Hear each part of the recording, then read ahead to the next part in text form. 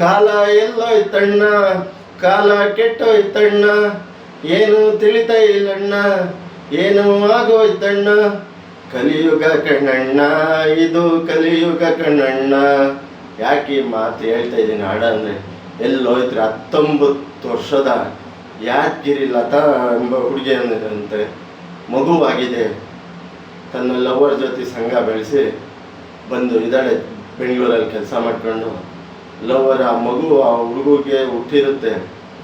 ಅವನು ಕೈ ಕೊಟ್ಟ ಇದು ನನಗೆ ಅಲ್ಲ ಹಾಗೆ ಅಂತ ಗಲಾಟೆ ಆದ ತಕ್ಷಣ ಇವಳು ಎಂಥ ಕ್ರೂರಿ ನೀಚಳು ಇರ್ಬೋದು ಅಂದರೆ, ಯಾಕೆ ಸ್ನೇಹಿತರೆ, ತನ್ನ ಜೀವನ ಈ ಭಗವಂತನ ಆಶೀರ್ವಾದದಿಂದ ಹುಟ್ಟಿರುತ್ತೆ.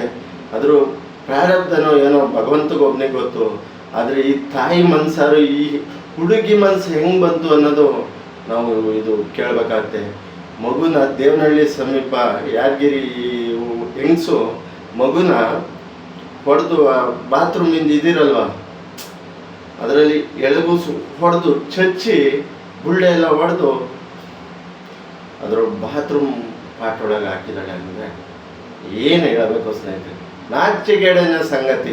ಮಹಿಳಾ ಕುಲಕ್ಕೆ ಇವಳು ನಾಚಿಕೆಗೇಡಿನವಳು. ಫೋಟೋ ಇದೆ, ಅದ್ರ ಫೋಟೋ ಹಾಕಿಲ್ಲ. ನಿಮಗೆಲ್ಲ ಮನೇಲಿ ಒಬ್ಬ ಹಿರಿಯರು ಒಬ್ರು ಯಾರೋ ಕೂತು ನೋಡ್ತಾ ಇರ್ತಾರೆ, ಅವ್ರ ಮನಸ್ಸಿಗೆ ಘಾಸಿ ಆಗ್ಬೋದು.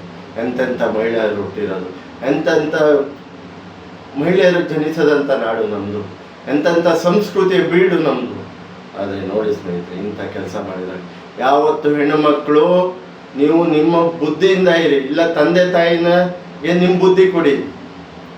ಕಾಮ ಪಿಚಾಚಿಗೆ ಒಳಗಾಗಿ ನೀವು ನಿಮ್ಮ ಜೀವನ ನಿಮ್ಮ ದೇಹ ಕೊಡ್ಬೇಕಾದ್ರೆ ಯೋಚನೆ ಮಾಡಬೇಕು. ಮಹಿಳೆಯರೇ ಯೋಚನೆ ಮಾಡಬೇಕು. ಹೆಣ್ಮಕ್ಳೇ ಕೊಟ್ಟು ಬಿಟ್ಟು ಆ ಹಸುಗುಸುನ ಈ ಥರ ಮಾಡಿದ್ರೆ ತನ್ನ ಪ್ರಪಂಚನ ಕಾಣದೇ ಇರೋಂಥ ಹಸುಗುಸು ಕತೆ ಏನಾಗಬೇಕು? ಆ ಮಗುವಿನ ಕತೆ ಏನಾಗಬೇಕು?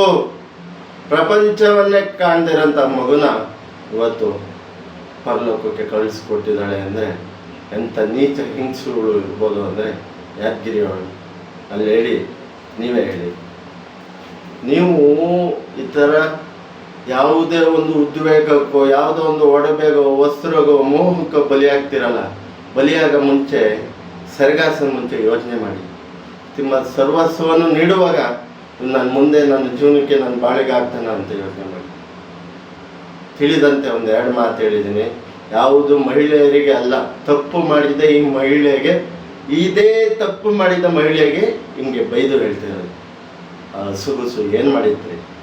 ಹಸುಗುಸು ಏನು ಮಾಡಿದ್ರಿ? ಸ್ನೇಹಿತರೆ, ತಿಳಿದಂತೆ 2 ಮಾತು ಹೇಳಿದ್ನಿ.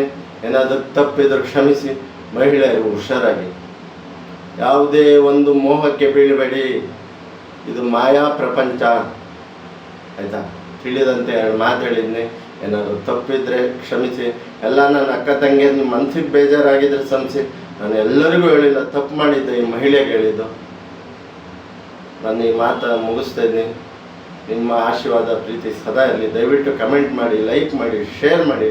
ನಿಮ್ಮ ಆಶೀರ್ವಾದ ಪ್ರೀತಿ ಸದಾ ಇರಲಿ. ಜೈ ಶ್ರೀರಾಮ್.